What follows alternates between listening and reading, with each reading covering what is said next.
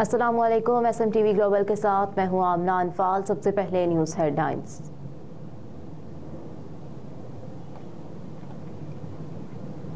सूबे में मैट्रिक के इम्तिहानात शेड्यूल के मुताबिक होंगे। All Pakistan private schools association के निगरान वज़ीर आला पंजाब और सेक्रेटरी हायर एजुकेशन को लिखे गए खत में इम्तिहानात कम अज़ कम एक माह मुअख्खर करने की दरख्वास्त की थी। मरकजी सदर all Pakistan private schools association मियाँ शबीर अहमद हाशमी ने अपने खत में स्मोक के मनफी असरात और मौसम सरमा की तातीलात में तोसी का हवाला देते हुए इम्तिहानात मुलतवी करने की दरख्वास्त की थी। ताहम पंजाब एजुकेशन बोर्ड ने वाज़ेह किया है कि इम्तिहानात ताख़ीर का शिकार नहीं होंगे और शेड्यूल में कोई तब्दीली नहीं की जाएगी।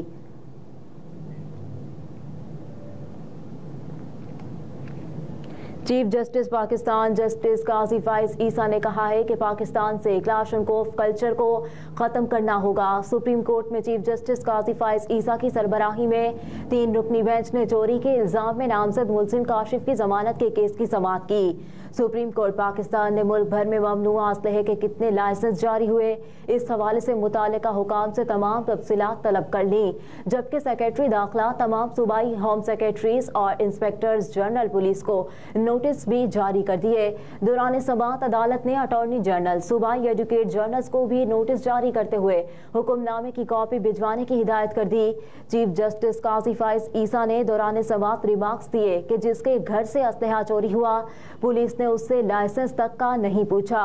मालिक खुद इकरार जुर्म कर रहा है। 2 क्लाशनकोफ और 1 पिस्टल समेत दीगर कीमती चीजें चोरी हुई।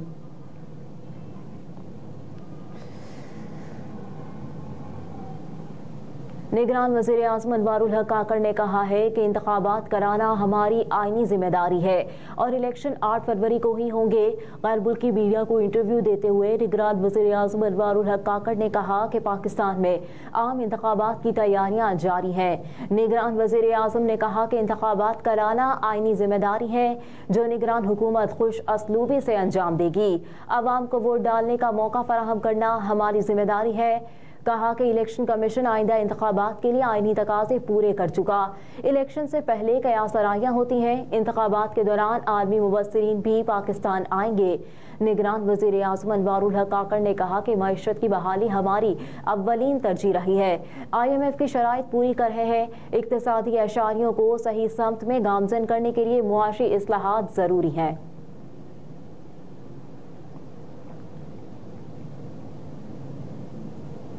आम इंतखाबात नवाज शरीफ का कल से इंतखाबी मुहिम शुरू करने का फैसला। ज़राए के मुताबिक साबिक वज़ीर आज़म नवाज शरीफ अपनी इंतखाबी मुहिम का आगाज़ हाफिज़ाबाद में होने वाले जलसे से खिताब से करेंगे। इस दौरान वो मुआशी रोड मैप पर मुश्तमिल इंतखाबी बयानियाँ लेकर मैदान में उतरेंगे। मरियम नवाज भी जलसे से खिताब करेंगी। इससे कबल मरियम नवाज ने इंतखाबात के लिए मुहिम का आगाज़ कर दिया। उन्होंने एक रोज़ कबल ओकाड़ा में मुनाकिद होने वाले जलसे में शिरकत की। गुज़िश्ता रोज़ मरियम नवाज ने अपने लाहौर के इंतखाबी हल्का PP 159 में होने वाले अवामी इज्तिमा में भी शिरकत की। इज्तिमा से खिताब करते हुए मरियम नवाज ने कहा कि गजुमता वालों, आपका बहुत शुक्रिया करती हूँ। आपने भरपूर इस्तकबाल किया, आपने मेरा चुनाव किया, जिस पर आपकी शुक्रगुजार हूँ। शेर को फतह याब करवाओ, वादा करती हूँ खिदमत में दिन रात एक कर दूंगी।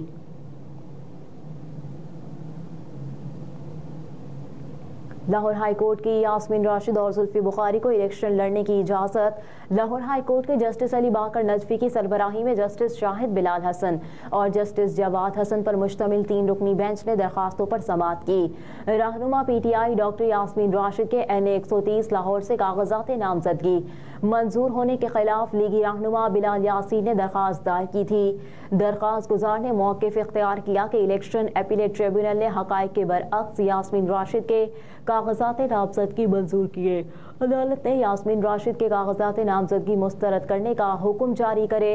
अदालत ने बिलाल यासीन की दरखास्त खारिज करते हुए डॉक्टर यास्मीन राशिद को इलेक्शन में हिस्सा लेने का अपीलेट ट्रिब्यूनल का फैसला बरकरार रखा। 3 रुकनी बेंच ने जुल्फी बुखारी के कागजात नामजदगी की मंजूरी के खिलाफ दायर दरखास्त भी खारिज कर दी।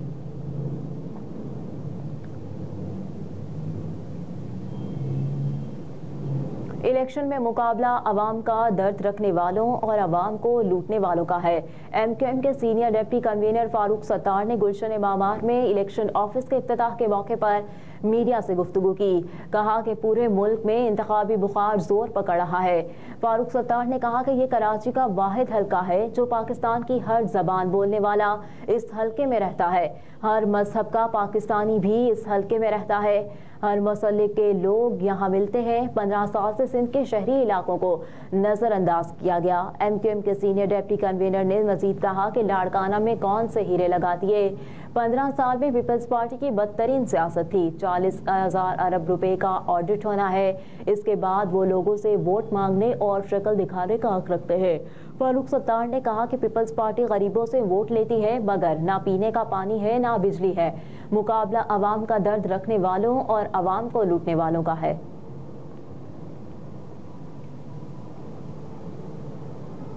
उमर हमीद का इस्तीफा मंजूर। डॉक्टर सैयद आसिफ हुसैन नए सेक्रेटरी इलेक्शन कमीशन मुकर्रर।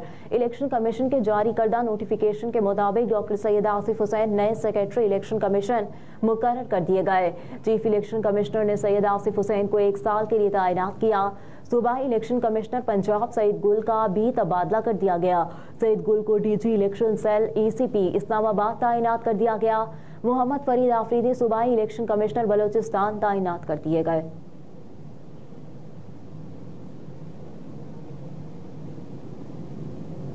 बलोचिस्तान में हमले के संगीन नताइज निकल सकते हैं। पाकिस्तान का ईरान से शदीद एहतजाज। गुज़िश्ता रोज़ ईरान की जानिब से बलोचिस्तान में फ़ज़ाई हमले पर पाकिस्तान ने ईरान में शदीद एहतजाज रिकॉर्ड कराया। इसके बाद ईरानी नाज़िमुल उमूर को भी वज़ारत ख़ारजा में तलब करके वाज़े किया कि हमले के नताइज की जिम्मेदारी पूरी तरह से ईरान पर आयद होती होगी। तर्जुमान दफ्तर ख़ारजा ने कहा कि ईरान की जानिब से अपनी फ़ज़ाई हुदूद की बिला इश्तियाक़ खिलाफ वर्जी की शदीद मज़म्मत करते हैं। हमले में 2 मासूम बच्चे जाँ बहक और 3 बच्चियाँ जख्मी हुई। पाकिस्तानी खुद मुख्तारी के खिलाफ वर्जी मुकम्मल तौर पर नाकाबिल कबूल है। तर्जुमान ने मजीद कहा कि यह तशवीशनाक बात है कि गैर कानूनी अमल पाकिस्तान और ईरान के दरमियान राब्ते के मुतादिद चैनल्स के मौजूद होने के बावजूद हुआ। पाकिस्तान ने हमेशा कहा कि दहशतगर्दी खित्ते के तमाम ममालिक के लिए मुश्तरका खतरा है जिसके लिए मरबूत कार्रवाई की ज़रूरत है। वुमेन क्रिकेट टीम की कप्तान निदा डार का अंपायरिंग में भी किस्मत आजमाने का फैसला। कौमी क्रिकेटर ने PCB के तहत लाहौर के कज़ाफी स्टेडियम में होने वाला 4 रोज़ा वुमेन एम्पायर्स इंडक्शन कोर्स मुकर्रर कर लिया। ICC के एलिट पैनल ऑफ एम्पायर्स के मेंबर एहसन रजा और PCB के इंटरनेशनल अंपायर आसिफ याकूब कोर्स के इंस्ट्रक्टर थे।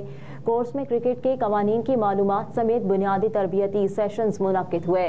तहरीरी इम्तिहान के बाद शुरा से 1-on-1 इंटरव्यूज़ किए गए। कोर्स में साबिक वुमेन इंटरनेशनल क्रिकेटर सुखन फैज़ और दीगर ख़वातीन भी शामिल थीं।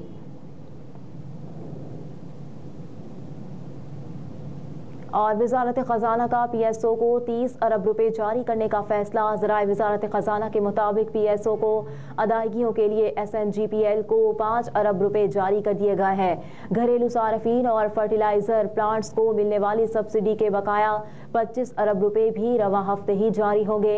वज़ारत ख़ज़ाना के ज़राए ने बताया कि SNGPL 30 अरब रुपए की रकम मिलते ही PSO को फौरी अदा करेगी। वज़ारत ख़ज़ाना घरेलू सार्फिन और फर्टिलाइज़र प्लांट्स को मिलने वाली सब्सिडी बजट एलोकेशन में शामिल है। ज़राए ने कहा कि गर्दिशी कर्जा कम करने के लिए 2 पावर प्लांट्स PSO को देने के लिए विफाकी काबीना आइंदा हफ्ते फैसला करेगी। विफाकी काबीना से मंजूरी के बाद दोनों पावर प्लांट्स के कंट्रोलिंग स्टेक PSO को मिल जाएंगे। हेडलाइंस आप जान चुके हैं। न्यूज़ स्टूडियो से फिल वक्त इतना ही। आप देखते रहिए SMTV ग्लोबल।